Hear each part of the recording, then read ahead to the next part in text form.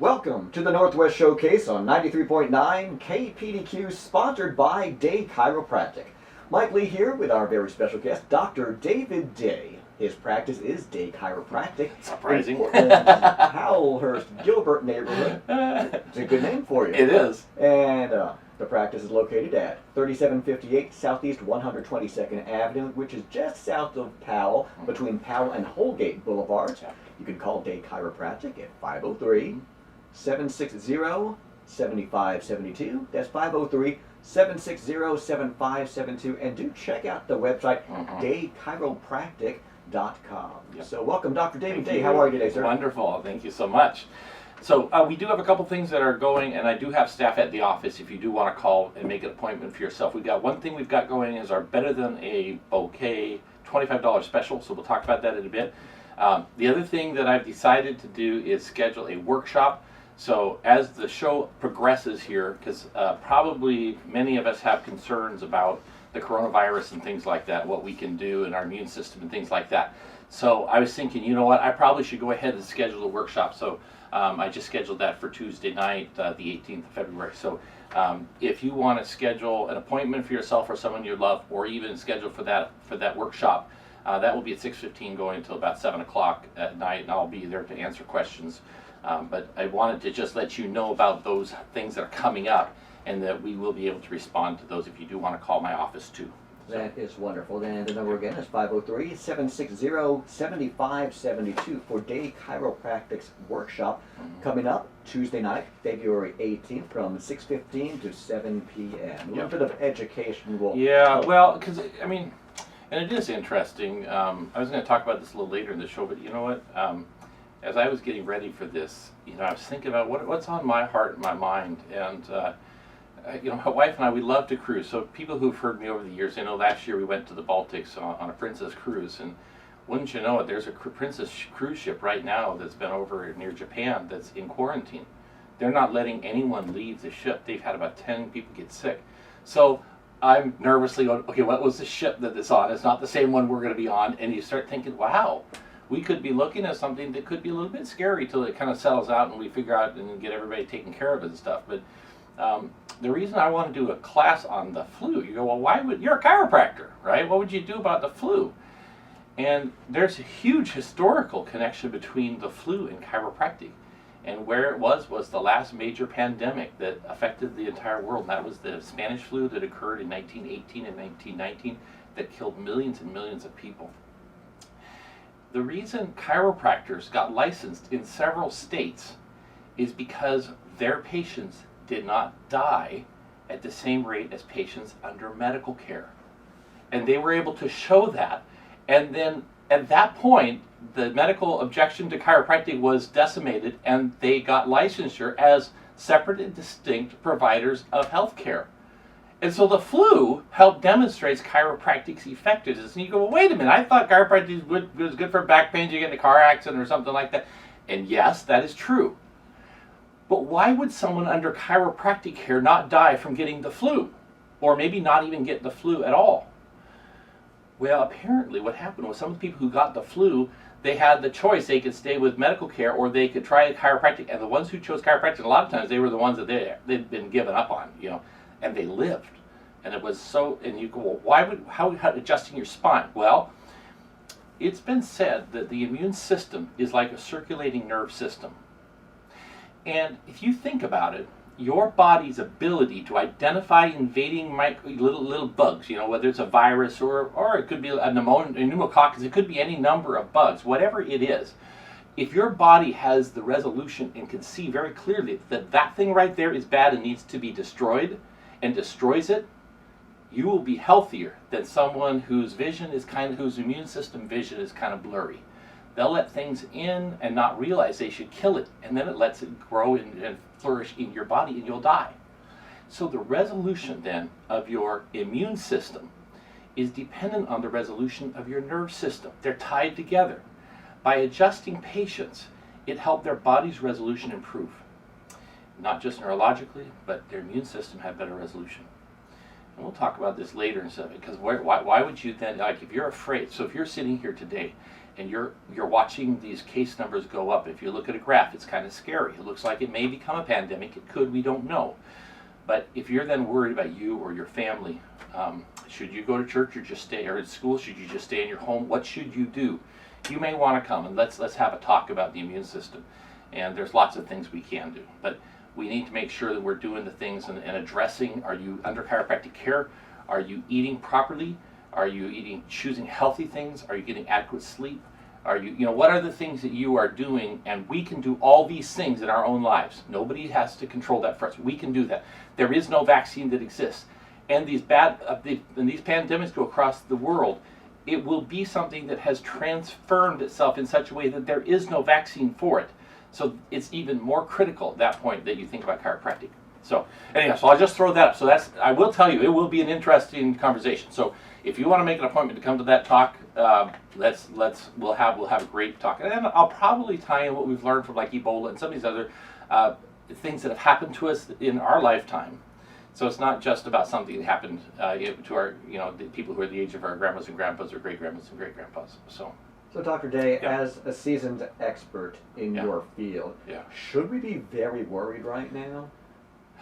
Well, this week I have become increasingly concerned. Now, the reason I'm getting a little bit more concerned is like when the SARS epidemic happened years ago. The good thing about that one is you really weren't contagious until you started having symptoms.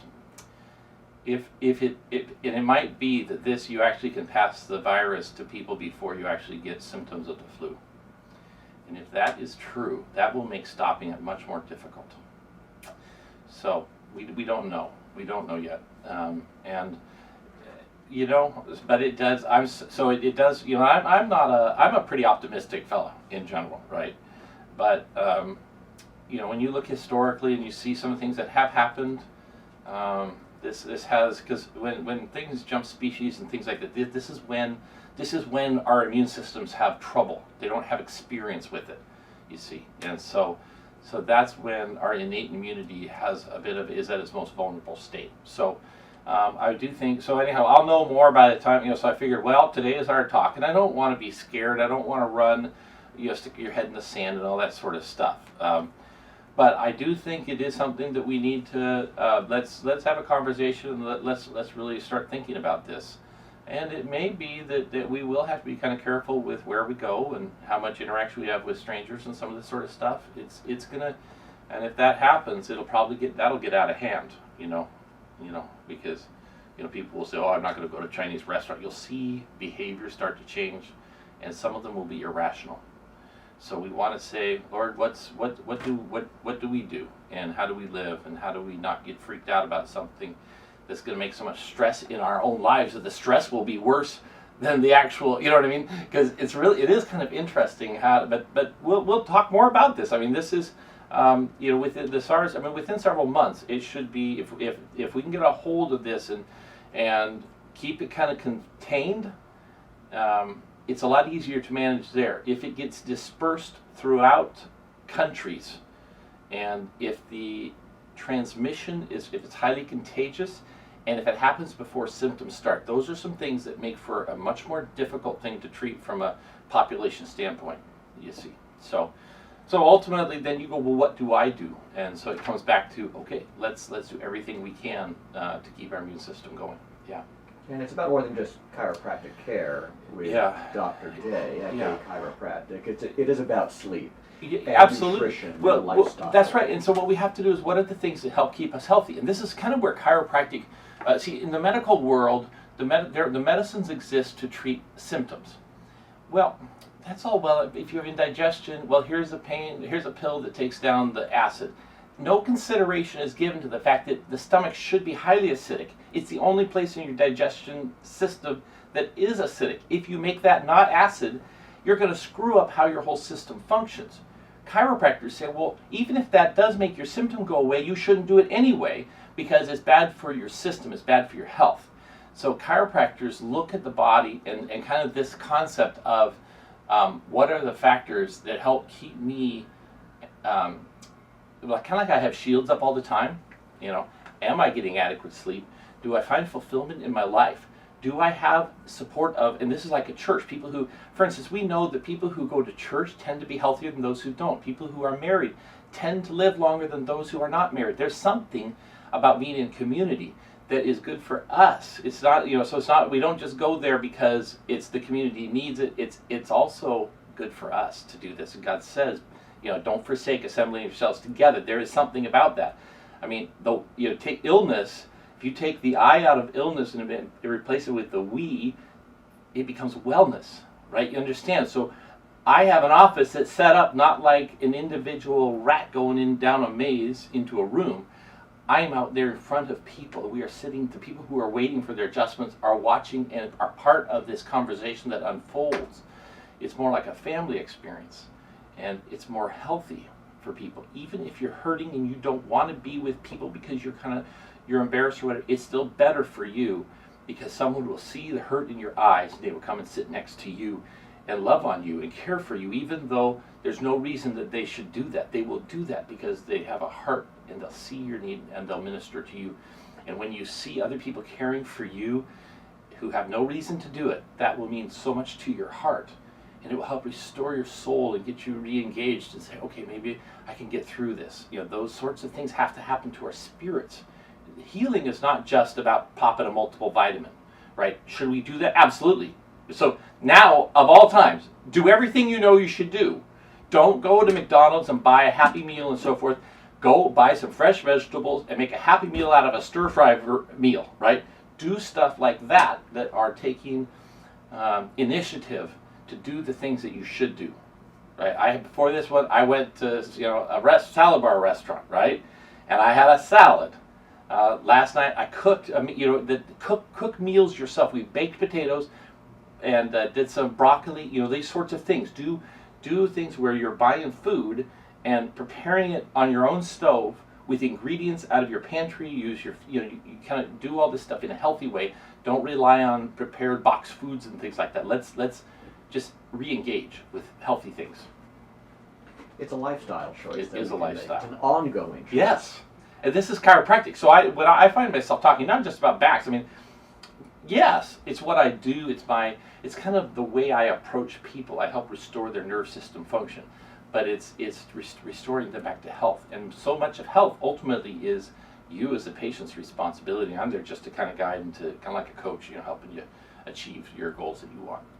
Well, I hate equating the human body to a car, but you Yeah. you certainly wouldn't go forever without No.